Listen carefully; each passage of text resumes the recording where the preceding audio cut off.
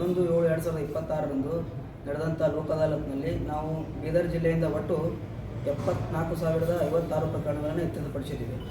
ಅದರಲ್ಲಿ 9,416 ಪೆಂಡಿಂಗ್ ಪ್ರಕರಣಗಳು ಮತ್ತು 64,640 ವ್ಯಾಜ್ಯಪೂರ್ವ ಪ್ರಕರಣಗಳನ್ನು ಇತ್ಯರ್ಥಪಡಿಸಲಾಗಿದೆ. ಅದೇ ರೀತಿಯಾಗಿ ಈ ಒಂದು ಲೋಕ ಅದಾಲತ್ನಲ್ಲಿ ಅಂದರೆ ಮುಂಬರುವಂಥ ಲೋಕ ಅದಾಲತ್ನಲ್ಲಿ ನಮ್ಮ ಜಿಲ್ಲೆಯಲ್ಲಿರ್ತಕ್ಕಂಥ ಒಟ್ಟು 31,166 ಪ್ರಕರಣಗಳಲ್ಲಿ ಈಗಾಗಲೇ ನಾವು ಸುಮಾರು 3,000 ಪ್ರಕರಣಗಳನ್ನು ಗುರುತಿಸಿದ್ದೇವೆ. ಮುಂದಿನ ಹಂತದಲ್ಲಿ ಇನ್ನೂ ಹೆಚ್ಚಿನ ಪ್ರಕರಣಗಳನ್ನು ಗುರುತಿಸಿ ಅವುಗಳನ್ನು ಇತ್ಯರ್ಥಪಡಿಸುವಂಥ ಪೂರ್ವ ತಯಾರಿಯನ್ನು ಮಾಡ್ಕೊಳ್ತಾ ಇದ್ದೀವಿ. ಅದಕ್ಕೆ ಸಂಬಂಧಿಸಿದಂತೆ ನಾವು ಹಲವಾರು ಅಂದರೆ ಬೇರೆ ಬೇರೆ ಇಲಾಖೆಯವ್ರ ಜೊತೆಗೆ ಮೀಟಿಂಗ್ ಮಾಡಿದ್ದೇವೆ. ನಮ್ಮ ವಕೀಲರ ಸಂಘದ ಅಧ್ಯಕ್ಷರ ಜೊತೆಗೆ ಮತ್ತು ಎಲ್ಲ ಬಾರ್ ಮೆಂಬರ್ಸ್ ಜೊತೆಗೆ ಮೀಟಿಂಗ್ ಮಾಡಿದ್ದೇವೆ.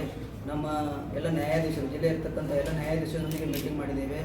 ಈ ರೀತಿಯಾಗಿ ನಾವು ಪೂರ್ವವಾಗಿ ಎಲ್ಲ ರೀತಿಯ ತಯಾರಿಗಳನ್ನು ಮಾಡ್ಕೊಳ್ತಾ ಇದ್ದೀವಿ. ಇದನ್ನು ಹೊರತುಪಡಿಸಿ ಇನ್ನೊಂದು ಹೇಳಬೇಕು ಅಂತಂದರೆ, ಸಾರ್ವಜನಿಕರಲ್ಲಿ ಒಂದು ವಿಷಯದ ಬಗ್ಗೆ ನಾವು ಮಾಹಿತಿಯನ್ನು ಕೊಡಬೇಕಾಗಿದೆ.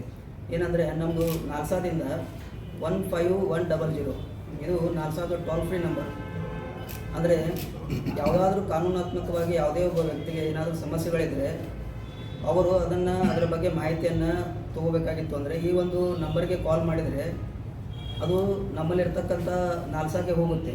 ಅದರಿಂದ ನಮ್ಮಲ್ಲಿ ಇಬ್ಬರು ವಕೀಲರು ಇರ್ತಾರೆ ಫ್ರಂಟ್ ಆಫೀಸ್ನಲ್ಲಿ, ಅವರಿಗೆ ಅದು ಮಾಹಿತಿ ಬರುತ್ತೆ. ಅವರು ಇಮಿಡಿಯೇಟ್ಲಾಗಿ ಕಾಲ್ ಅಟೆಂಡ್ ಮಾಡ್ತಾರೆ. ಇಲ್ಲ ಅಂದರೆ ಅವರಲ್ಲಿ ಅದು ಕಾಲ್ ಪೆಂಡಿಂಗ್ ಇದ್ದರೆ ಆಮೇಲಾದರೂ ಆ ವ್ಯಕ್ತಿಗಳಿಗೆ ಕಾಲ್ ಮಾಡಿ ಅವ್ರಿಗೇನು ಕಾನೂನಾತ್ಮಕ ಪರಿಹಾರ ಬೇಕೋ ಅದನ್ನು ಕೊಡಲಿಕ್ಕೆ ಸಹಾಯ ಮಾಡ್ತಾರೆ. ಸೊ ಈ ಒಂದು ನಂಬರ್ ಬಗ್ಗೆ ಜನರಲ್ಲಿ ಅವೇರ್ನೆಸ್ ಮೂಡಿಸೋದು ಕೂಡ ಅವಶ್ಯಕತೆ ಇದೆ.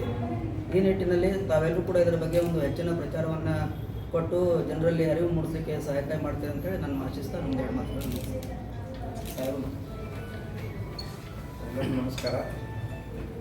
ತಮಗೆಲ್ಲರಿಗೂ ಗೊತ್ತಿದೆ, ಹಿಂದಿನ ಬಾರಿ 11/7/2026 ನಡೆದ ರಾಷ್ಟ್ರೀಯ ಲೋಕ ಅದಾಲತ್ನಲ್ಲಿ ಕೂಡ ಅವಕ್ಕಿಂತ ಮುಂಚೆ ಕೂಡ ತಮ್ಮನ್ನೆಲ್ಲ ಕರೆದು ಪತ್ರಿಕಾಗೋಷ್ಠಿಯನ್ನು ನಾವು ಮತ್ತು ನಮ್ಮ ಸ್ನೇಹಿತರು ಮಾಡಿದ್ವಿ.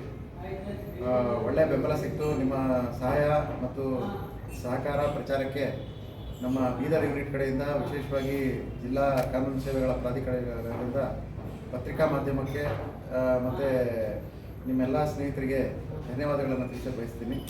ಅದೇ ರೀತಿ ನೀವೆಲ್ಲ ನಿಮ್ಮ ಏನು ಈ ಸಾರ್ವಜನಿಕರಿಗಾಗಿ ನಾವು ಅವರ ಕಲ್ಯಾಣಕ್ಕಾಗಿ ಒಳ್ಳೆಯದಕ್ಕೋಸ್ಕರಾಗಿ ಏನು ಪ್ರತಿ 2-3 ತಿಂಗಳಿಗೊಂದು ಸಾರಿ ರಾಷ್ಟ್ರೀಯ ಲೋಕ ಅದಾಲತ್ಗಳನ್ನು ಮಾಡ್ತಾ ಬಂದಿದ್ದೀವಿ. ಇದಕ್ಕೋಸ್ಕರ ನಿಮ್ಮ ಕೋಆಪರೇಷನ್ ಮುಂದುವರಿಬೇಕಂತ ಹೇಳ್ಬಿಟ್ಟು ಕೋರ್ಕೊಳ್ತೀನಿ. ಲಾಸ್ಟ್ ಲೋಕ ಅದಾಲತಲ್ಲಿ ಸಾಕಷ್ಟು ಪ್ರಕರಣಗಳು ನಾವೆಲ್ಲ ರಾಜ್ಯ ಮೂಲಕ ಕೊನೆಗೊಳಿಸಿದ್ದೀವಿ. ಅದೆಲ್ಲ ಅದರ ಮಾಹಿತಿಯನ್ನು ನಮ್ಮ ಸ್ನೇಹಿತರು ಈಗ ತಾನೇ ಕೊಟ್ಟರು. ಈಗಲೂ ಕೂಡ ನಾವು ಈಗ ಡೇಟ್ ನಿಮಗೆಲ್ಲ ಹೇಳಿದ ಪ್ರಕಾರ 12/9 ನಾವು ದಿನಾಂಕವನ್ನು ಹಮ್ಮಿಕೊಂಡಿದ್ವಿ. ಈಗ 19/9 ಈ ಹೊಸ ದಿನಾಂಕವನ್ನು ನಿಗದಿ ಮಾಡಿದ್ದಾರೆ. ಆ ಕಾರಣದಿಂದ ಈ ಮತ್ತೆ ರಾಜಿ ಆಗುವಂತಹ ಎಲ್ಲ ಪ್ರಕರಣಗಳು ನಿಮಗೆಲ್ಲರಿಗೂ ಗೊತ್ತಿದೆ. ಪಾರ್ಟಿಷನ್ ಸೂಟ್ಸ್ ಇರ್ಬೋದು, ಚೆಕ್ ಬೌನ್ಸ್ ಕೇಸ್ಗಳಿರ್ಬೋದು, ಕ್ರಿಮಿನಲ್ ಪ್ರಕರಣಗಳಲ್ಲಿ ರಾಜಿ ಆಗುವಂತಹ ಪ್ರಕರಣಗಳಿರ್ಬೋದು.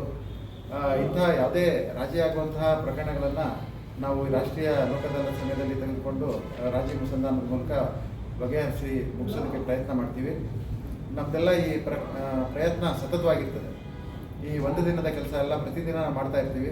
ಉದಾಹರಣೆಗೆ ನಿಮ್ಗೆ ಹೇಳಬೇಕಂತಂದರೆ, ನಾನು ಮತ್ತು ನನ್ನ ಸ್ನೇಹಿತರು ಹೋದ ರಾಷ್ಟ್ರೀಯ ಲೋಕ ಅದಾಲತ್ನಲ್ಲಿ 2 ಪ್ರಕರಣಗಳನ್ನು ರಾಜಿ ಆಗಲೇಬೇಕಂತ ಬಹಳಷ್ಟು ಪ್ರಯತ್ನ ಮಾಡಿದ್ವಿ. ಒಂದು ಎಕ್ಸಿಕ್ಯೂಷನ್ ಪಿಟಿಷನ್ ಇತ್ತು, ಅದರಲ್ಲಿ ಸುಮಾರು 30 ಲಕ್ಷಗಳ ಕ್ಲೇಮ್ ಇತ್ತು. ಅದ್ರ ಜೊತೆಗೆ ಒಂದು ಮಿಸ್ಲೇನಿಯಸ್ ಕೇಸ್ ಕೂಡ ಅದರ ಜೊತೆಗೆ ಅಟ್ಯಾಚ್ ಆಗಿತ್ತು. ಆ ಪ್ರಕರಣಗಳನ್ನು ರಾಜಿ ಮಾಡೋದಕ್ಕೆ ನಾವು ಸಾಕಷ್ಟು ಪ್ರಯತ್ನ ಮಾಡಿದ್ವಿ. ಒಂದು ಹಂತಕ್ಕೆ ಬಂದು ಅದು ಫೇಲ್ ಆಯಿತು. ಬಟ್ ನಾವು ಯಾವತ್ತೂ ಎದೆಗೊಳ್ಳೋದಿಲ್ಲ.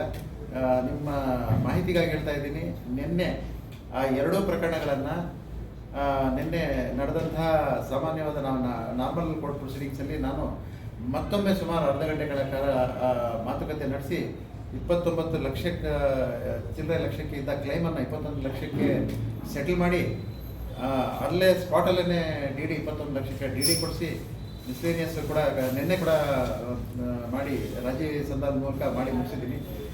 ಇಂಥ ಪ್ರಕರಣಗಳು ರಾಜಿ ಆದರೆ ಖಂಡಿತವಾಗ್ಲೂ ತುಂಬಾ ನಮಗೆ, ನಿಮಗೆ, ಕಕ್ಷಿದಾರರಿಗೆಲ್ಲ ಅದರ ಜೊತೆಯಲ್ಲಿ ಸಾಕಷ್ಟು ಜನರಿಗೆ ಏನೋ ನೆಮ್ಮದಿ ಸಿಕ್ಕಿರುತ್ತೆ. ಯಾಕಂತಂದರೆ ಅದು ಒಂದು ಯಾವುದೋ ಒಂದು ಲೇಔಟ್ಗೆ ಸಂಬಂಧಪಟ್ಟ ಪ್ರಕರಣ ಆಗಿತ್ತು.